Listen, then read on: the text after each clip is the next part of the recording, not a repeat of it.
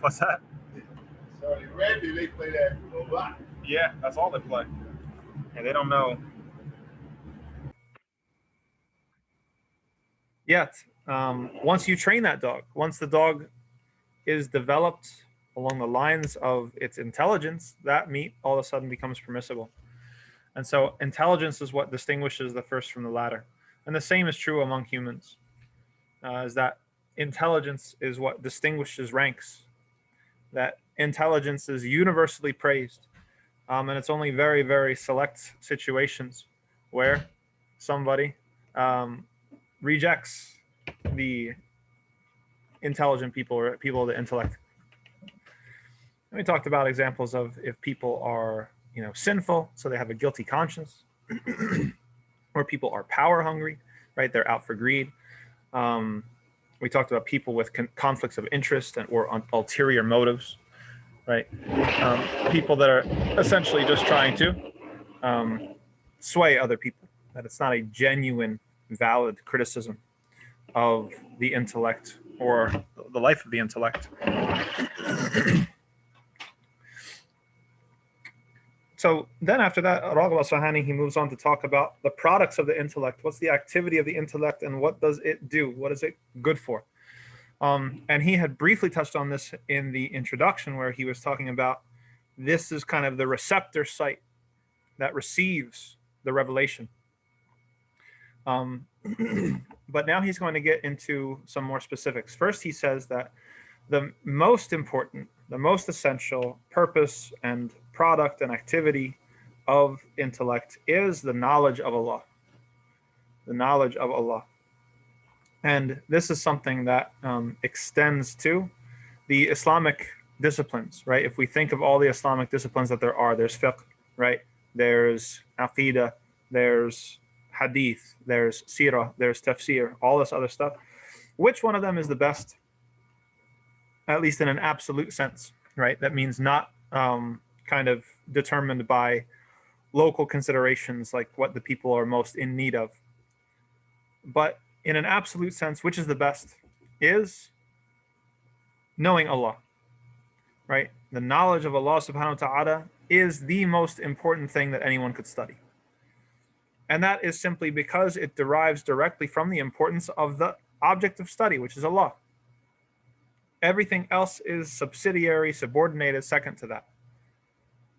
So in an absolute sense, knowing who Allah is or knowledge of Allah is the most important type of knowledge that exists. Now, when it comes to knowing Allah, Raghib Asfahani, he says that there's two types of knowledge related to Allah. The first is something that is easily accessible to everybody. It's innate, it's natural, it's part of our created disposition. And this has to do with a very basic registering your createdness, recognizing the fact that you are creation and that you have a creator. This is something that we call the fitrah, right, in the language of the Quran and the language of Islam. This is something that we believe in our theology that is inborn in everybody, unless there is some sort of nurture effect or some sort of influence that's going to kind of derail this baseline natural order. Is that left to themselves, human beings will be able to realize that they themselves are created and that there must be a creator. And everything else that goes along with that. Obviously, all of the human dependencies, right? We're not able to even make a seed split open and start to grow, right? We can put the seed in the soil. We can water the soil. We can till the land around it. We can do all of the things. We can add nitrogen and phosphorus and all of the things that we think it needs. But at the end of the day, can we actually cause the seed to break open and sprout into a plant? We can't. It's a matter of probability. It's a matter of playing the numbers that we expect.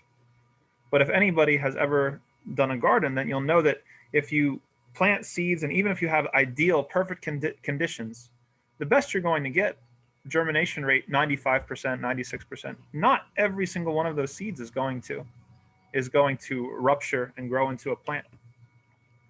So the idea that Raghib Asfahani is putting forth is that just from our own kind of natural state, we can get as far as understanding that we are created. Obviously, we were born. There's a time before which we don't remember anything. And we also realize our own mortality. We know that there's going to come a day. We watch other people get buried every year, every month.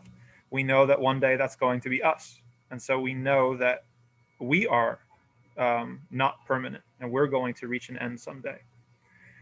And we're also able to discern that there must be a creator behind everything because of the things that just are beyond all sort of causality that we can discern, right? Such as the things in our bodies that are automatic, the beat of the heart, the blink of the eye, right? The pulsing of the blood through the veins, cell, reproduction and growth and decay and all of these things. They seem to be orchestrated by some force that exists, but we can't quite exactly put on our finger what. So the innate intellect points to the creator-created duality. But there's another level of intellect that needs development. It requires input, right? It can't just be left alone. And that has to do with basically specifics, right? We have all of the specific knowledge about Allah subhanahu wa ta'ala, for example, how his destiny works, how qadr works, or how the resurrection is going to take place, or even the fact that there's a resurrection at all.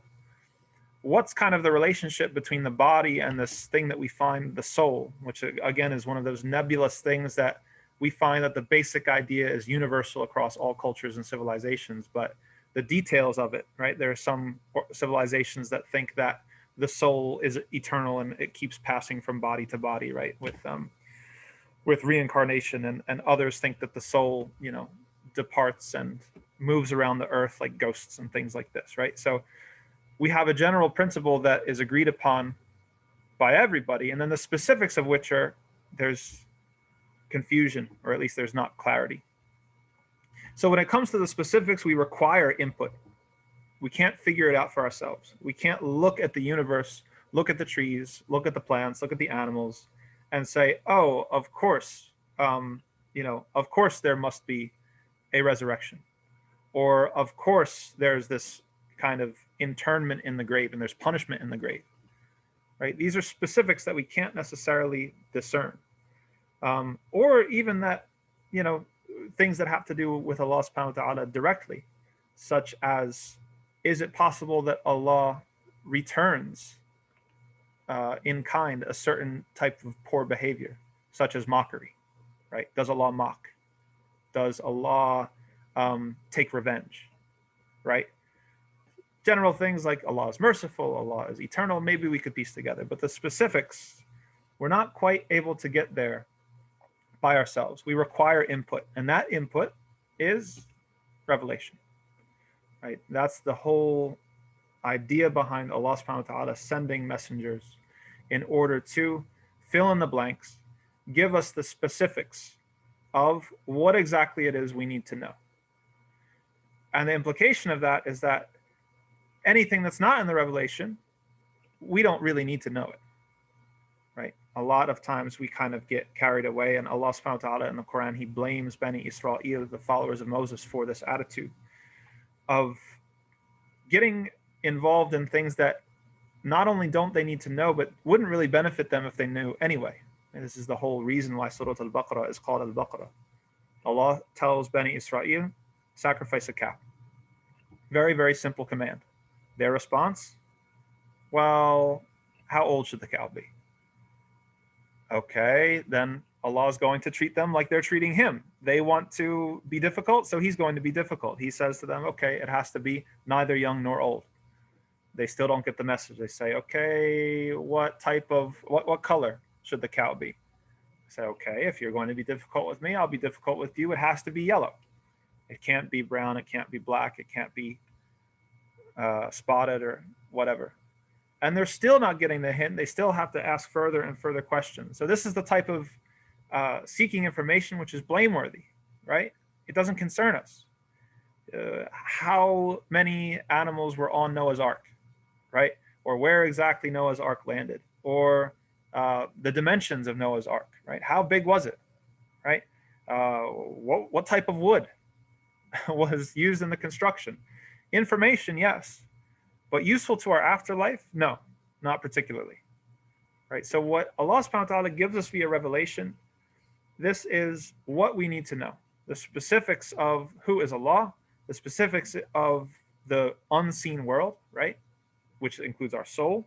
It includes the life after death. It includes the nature of the prophets and revelation and things like this. Everything that we require to know that we can't figure out on our own. This is what revelation is. And this speaks to a certain doubt that I've come across in some of the young people that I've taught over the years. Sometimes people, they have a concern or a doubt, and they say, well, the Quran and the quote unquote Abrahamic faiths in general are sort of tribalistic in the sense that they only deal with like one type of people, right? The Semitic people, the people of Palestine, Israel, and by extension, Arabia.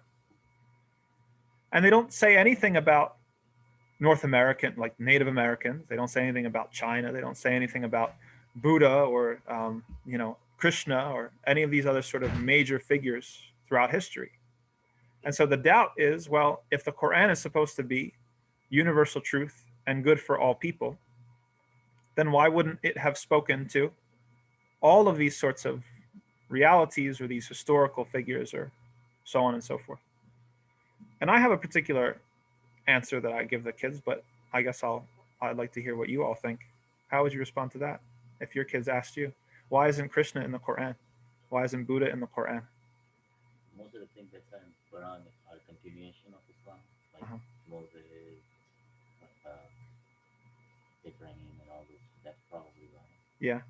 Okay. So the answer from Dr. Muslim is that we're talking about a continuation, right? So there's a specific genealogy that's involved with the prophets that are mentioned in the Quran.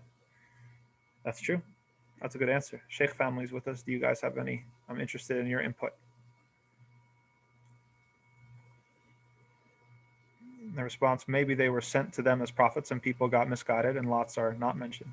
Okay, so that's an important point, right? So let's take a step backwards.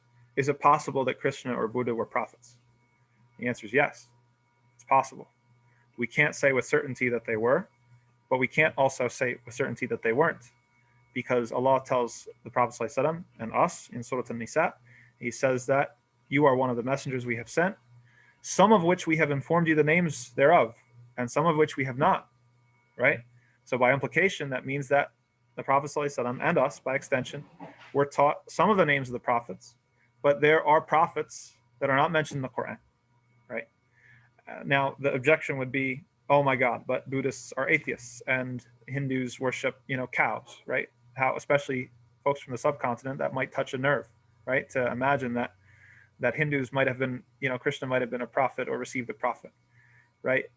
And the response to that would be, look at how much Christianity changed from the sending of its prophet, right? To go from a prophet to saying that that prophet is the Son of God. How much different is it really than imagining that, say, Krishna, for example, was a prophet and then the message was changed over the centuries, right? If something can undergo such a radical change as Christianity, then there's no limit as to how far people are able to change things, right? I actually asked my professor this, my tafsir professor directly, Muthanna Abdul Fattah, Jordanian professor of tafsir, fantastic professor. And he was sympathetic to the idea. He said, yes, that's an opinion. He's like, even if, he said he didn't favor that opinion in particular, but he did agree that it was a valid opinion and one that has backing by the Quran, right? So our step back basically told us that we can't, with certain knowledge, disqualify other figures that existed chronologically before the Prophet Muhammad from being prophets, right? Whether they're from North America, South America. I read about I was reading about some old Native American figures that, once in a while, one would pop up and the message was no alcohol and only pray to one God and these sorts of things. So, it's possible, right? Obviously, the historical chain has been broken, so we don't have direct evidence or reliable evidence, but theoretically, it is possible. Okay. So if that's true, or if it's possible, if we can't rule it out, then why aren't they in the Quran? And it comes back to this thing that Raghib Asfahani is trying to teach us, is that the Quran is not a history book. Like it's about an expectation. What expectation do you come to the Quran with? Do we expect the Quran to account for all historical figures or all historic agents of revelation or all civilizations for that matter? No, that's not the purpose of the Quran. The Quran is meant to give us the specifics, the specific information about how the unseen works so that we might believe and worship Allah in the way that He wants to be worshipped.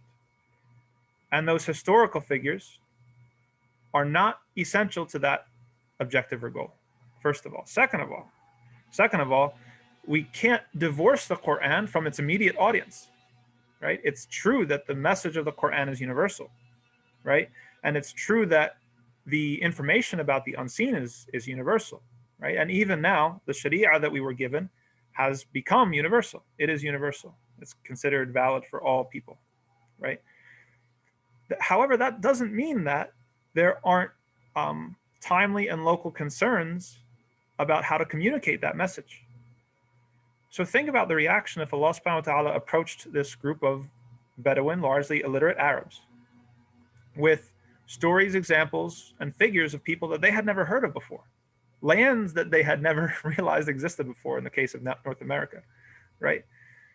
Would this have been something that would have added to the quality of proof that was given to them, or would it have been something that detracted from the force of the argument? That would have been something that detracted from it, right? They were already trying to insinuate that the Prophet Muhammad ﷺ was crazy.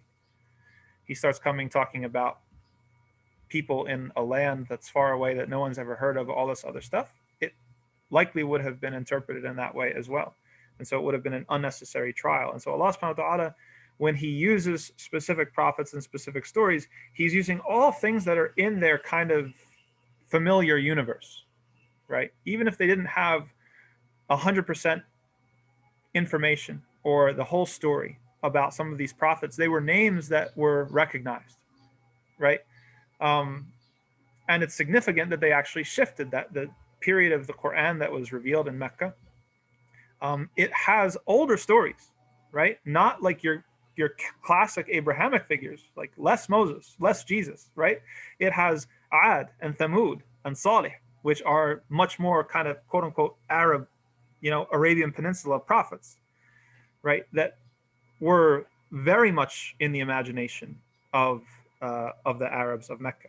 And then when they get to Medina, Medina has a much larger, actually, it has a Jewish population, whereas Mecca does not, right? Now you have this kind of other geography that needs to be addressed, which is the people who are attached to Judaism and the Torah and Moses and all these other sorts of prophets. And so you have an entire other geography to address, right? So the answer is an expectation, right? Like we come to the Quran with proper expectations, and we'll realize that it's exactly suited and tailored for its purpose, but not for the purpose that we might mistakenly think it should have, right? The Quran, it might have scientific miracles in it, but it's not a book of science. It might have historical facts in it, but it's not a book of history.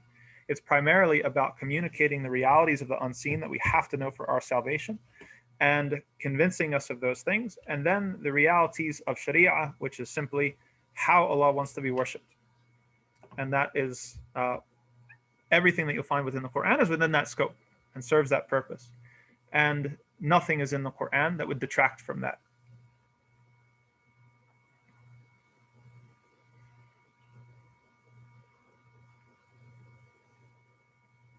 So Raghib al-Asfahani, then he talks about kind of levels when it comes to people's knowledge about Allah. He's like, if if the purpose is, and the loftiest knowledge that there is, the best knowledge that there is, it's not fiqh, it's not hadith, it's knowledge about Allah,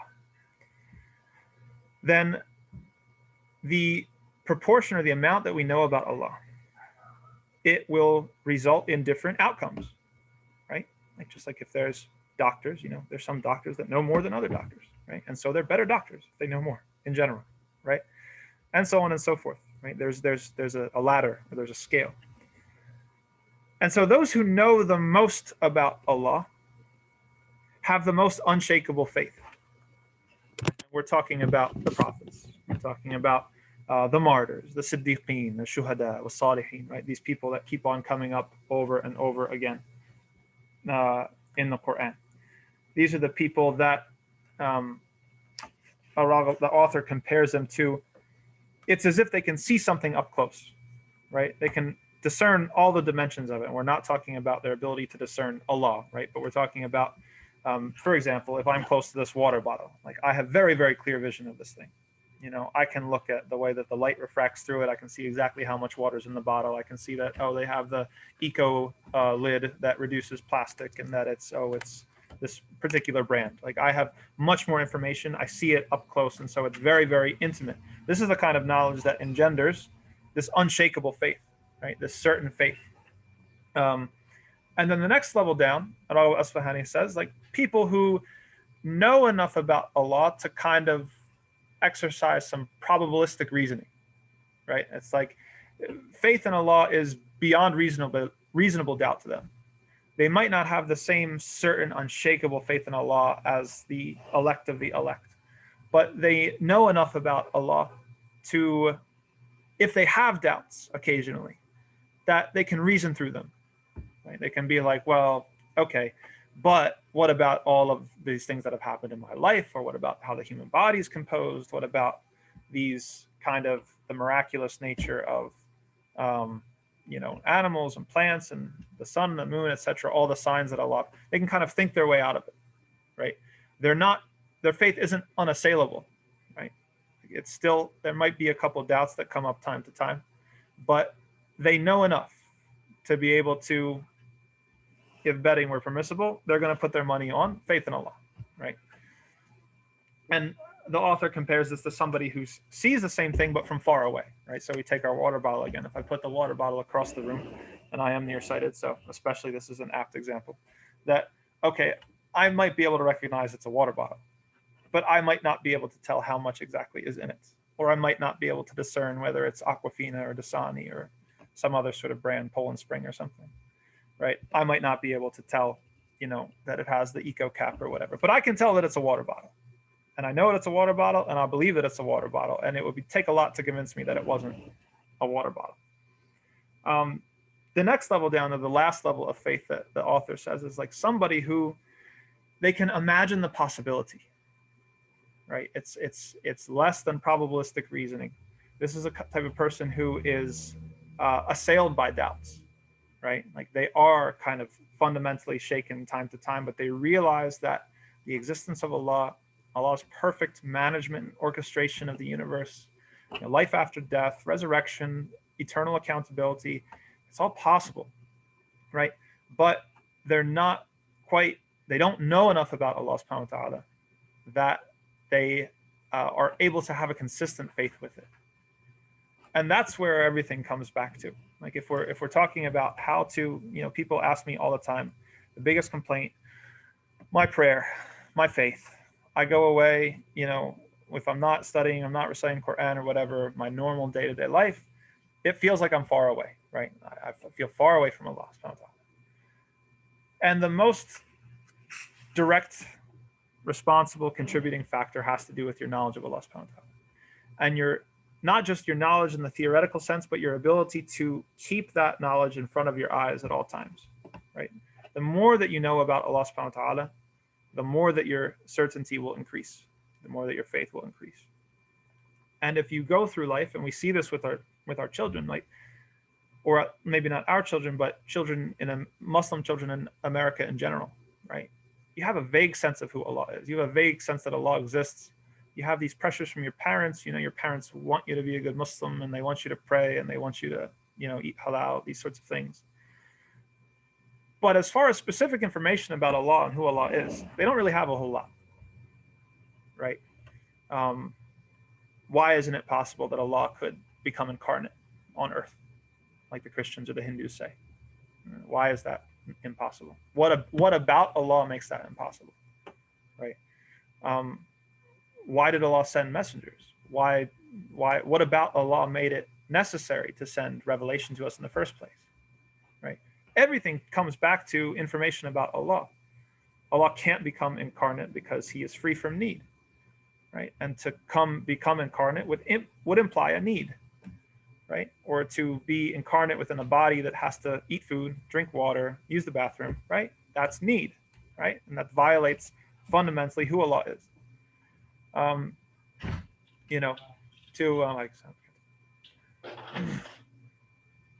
So everything, it traces back to knowledge about Allah. If you understand who Allah is, then these sorts of things, like, they seem very silly, right? Or the question, like, that always comes up. If Allah, can Allah create a rock that's heavier that he can lift, right? These sorts of, like, gotcha, atheist questions. For the person, these issues really do cause a lot of confusion to Christians, for example, because Christians don't have a lot of specific information about who Allah is, right? And their beliefs about what Allah can do even lead them into further confusion, because then it's like, oh, according to them, Allah can become incarnate, and it's not a contradiction of who he fundamentally is, and he can be killed somehow, right? And so now it's like, how do you justify, or how do you respond to this sort of doubt? And there's not a lot there. But in our faith, we have a lot of information about who exactly Allah is. We have the 99 names, and Allah has more than 99 names. We have books and books and books written about Allah subhanahu wa ta'ala. And all of that information goes to strengthening that faith, right? So usually, any sin can be traced back to a problem with knowledge about Allah, right? Let's say that somebody smokes cigarettes, okay? Or they buy alcohol, something like that. Their sin is a consequence of not knowing who Allah is. And again, not saying that theoretical knowledge, because you tell them Allah sees you, like, okay, yeah, he knows up here, yeah, Allah sees him. But is he actually, like, living according to that knowledge? Does he demonstrate that knowledge within his actions? No. So can you say he really knows it? He doesn't really know it, right? He kind of, exactly what the author says, he imagines it, right? He imagines that Allah sees everything, but he doesn't know that Allah sees everything. The second that he knows that Allah sees everything is the second where he's not able to bring himself to do that sin, right? And he compares this level of faith, this barely hanging on, this kind of like residual faith, right?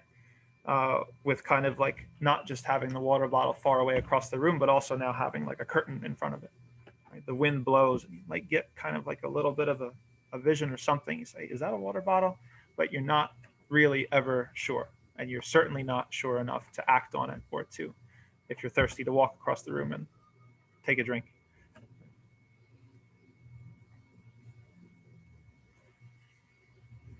So all of this gets back to something that Raghib Asfahani is trying to drill into our heads over and over and over again, that the intellect is created within us so that we can use it to contemplate the signs and to know Allah as much as possible. So there's ways of knowing Allah directly, and there's ways of knowing him indirectly. So the ways of knowing him indirectly correspond to what he just said, kind of that fitrah, kind of, you're looking at the creation, you can tell, okay, this had to come from somewhere. It's too complicated. Lots of scientists, lots of mathematicians, when they get into the nitty-gritty of the probabilities and the numbers and the time frame and when everything happened, it's like, okay, something else has to be behind it. They don't know what, maybe they don't know what. They say something has to be behind this. It has to be more than just random chance. It has to be more than just, mutation, for example. But it's still indirect. That is a gift that Allah placed within us.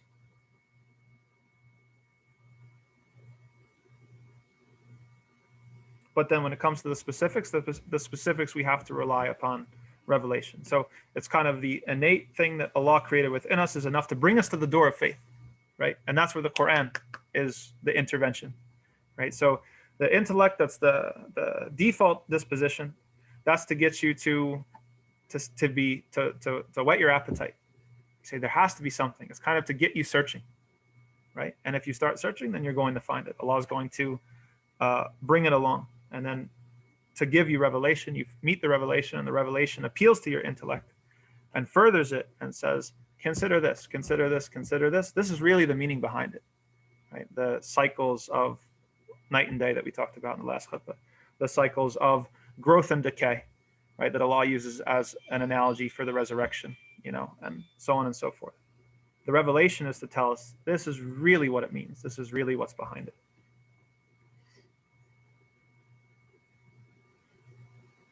And so it's all connected. So the product of knowing Allah is excellence in obeying Allah and restraint from disobeying Allah. And every example, as we just said, of disobeying Allah can be traced back to knowledge about Allah, not the fake knowledge, but actual knowledge.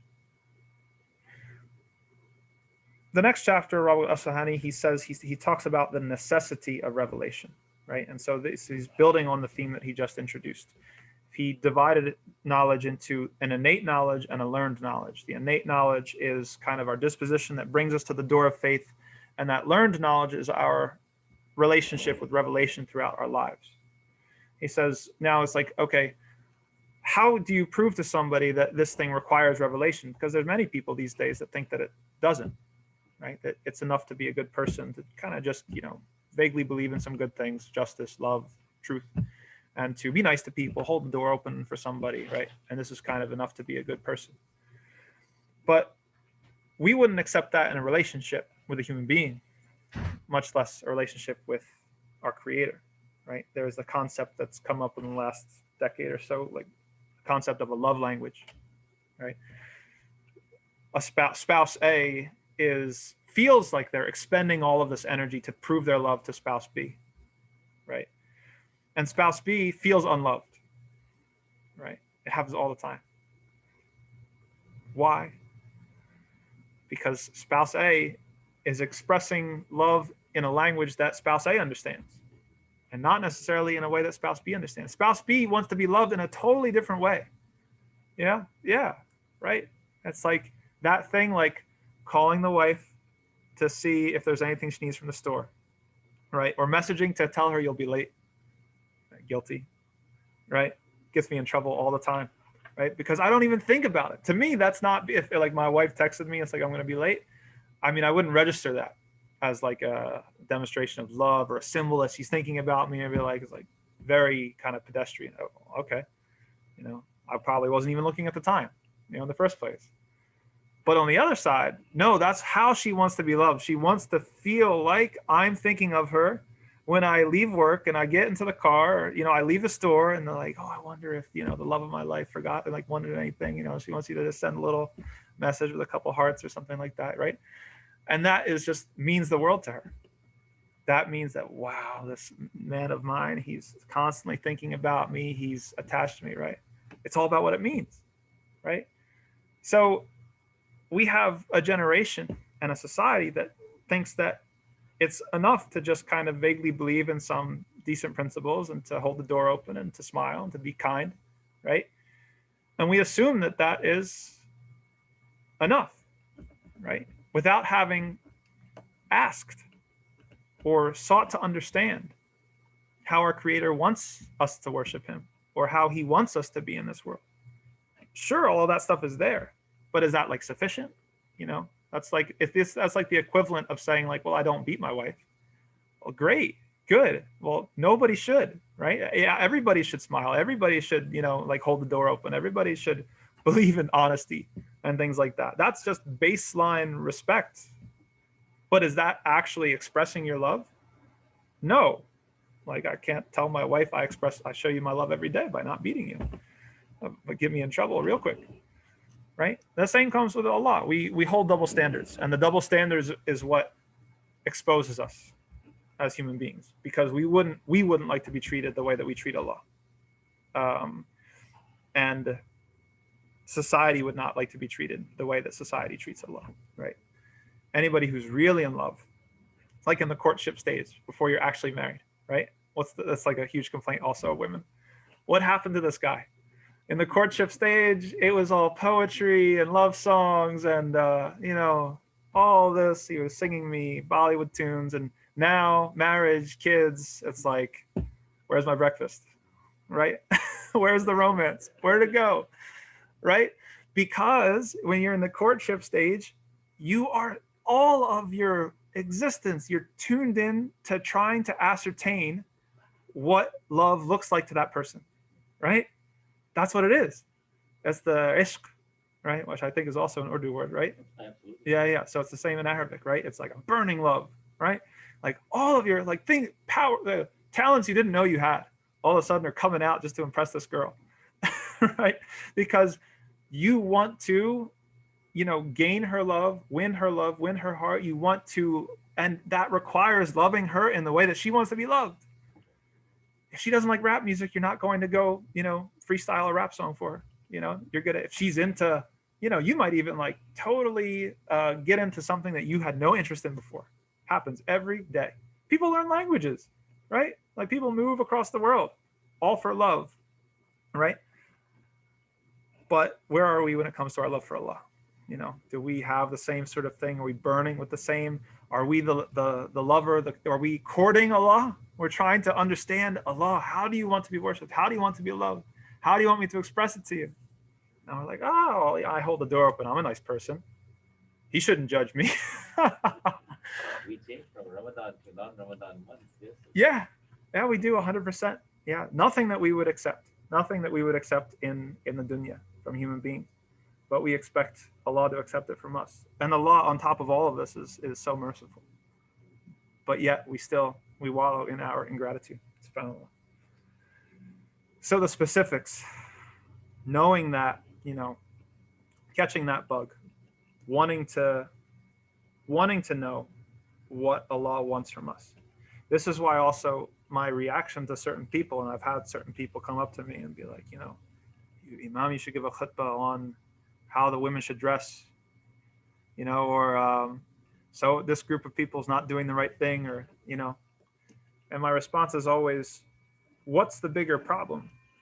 That they're not in compliance, or that they don't care enough to know, right? The fact that they don't care enough to know is a way bigger problem. If you can get someone to care enough to know, it solves everything. It's just a matter of time.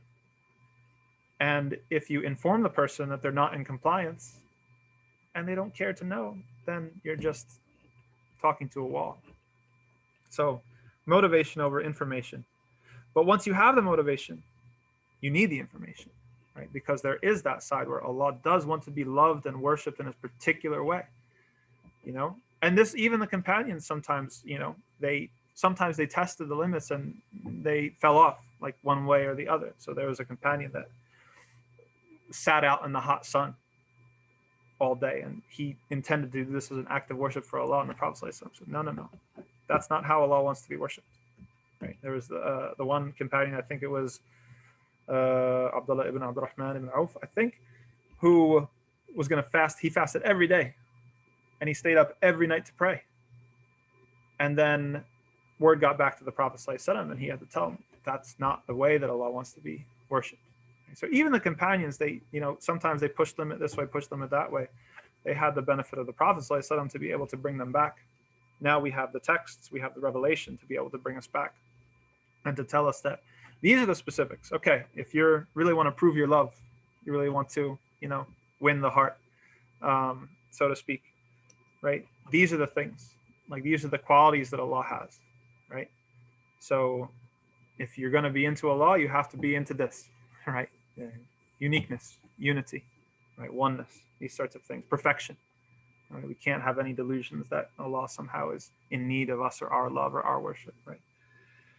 And then what Allah does is activity. Allah doesn't lie. Allah isn't hasty. Allah isn't harsh. Right? These sorts of things. And then the obedience aspect. Okay, what does obedience look like? When and how much? Right? How do we know how many prayers a day to do? Another example of the companions going too far. Some of the companions that wanted to just dedicate all of their time to worship.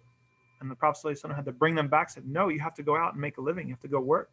You have this life and you have your responsibilities here. And it is all worship if you intend it, right? Like, so trying to correct these sort of misconceptions where they think that worship's just here in the masjid.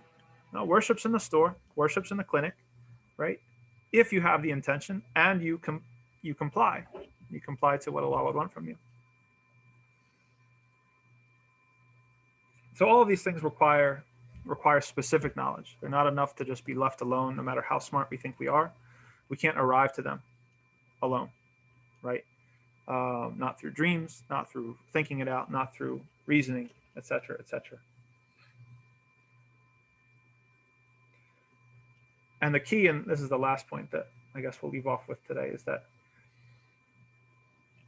Raghib Asfahani, he says at the end of this chapter that the revelation, the act of revelation, is a transfer of responsibility.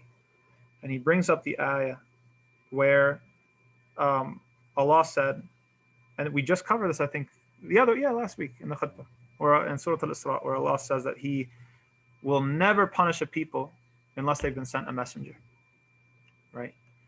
Which, if you, like we had mentioned in the khutbah, Allah created us with reason, and He created the universe with cause and effect, discernible laws, right? And the reason is meant to gather from the structure and complexity of everything, that there is a creator, that I am created, and etc., and all this stuff. So all that, everything that Raghib Asfahani said is true. And despite that, Allah is so merciful that He won't hold us accountable if we haven't gotten that specific information. He could have if He wanted to. It would have been fair. It totally would have been fair, right? I used some strong language in the last clip about how people who, they're basically living off of the fat, like their entire lives, they're benefiting like from this ease and all of this miraculous creation that Allah made for us, so fine-tuned to our needs. There can be a person that can live their lives, completely selfishly benefiting from it, not getting the hint, not reading the sign. And that person would probably deserve punishment. But despite that, Allah is not going to punish them. He said that, no, still, despite that, I'm not going to punish anybody unless they've already been sent a messenger to give them that specific level of information. What exactly does worship look like? Who exactly is Allah? What exactly does He expect of me? And that's more merciful than human beings would be. I don't know about you guys, but I fail to read between the lines a lot when it comes to, the home sphere, right? It's just like, couldn't you tell? I was trying to say this. Like, I'm sorry. No, I didn't. I totally failed to get the message. Sometimes I need it spelled out for me. Sometimes I'm thick, right? And Allah had the opportunity to be that way with us, and He wasn't. He said, nope, I'm not going to hold you to account unless I actually spell it out for you letter by letter by letter, and then you reject it. So that's a good stopping point. Does anybody have any questions, thoughts, doubts? What else by? No? Sheikh family. See, we've got people in the masjid now. You got to come back. This is where it's at. Next time we're going to bring chai. Yeah, that's right. Okay. Thank you very much, everybody, for attending. Jazakumullah khair. Subhanakallah wa bihamdik. Assalamu alaikum wa rahmatullahi wa barakatuh.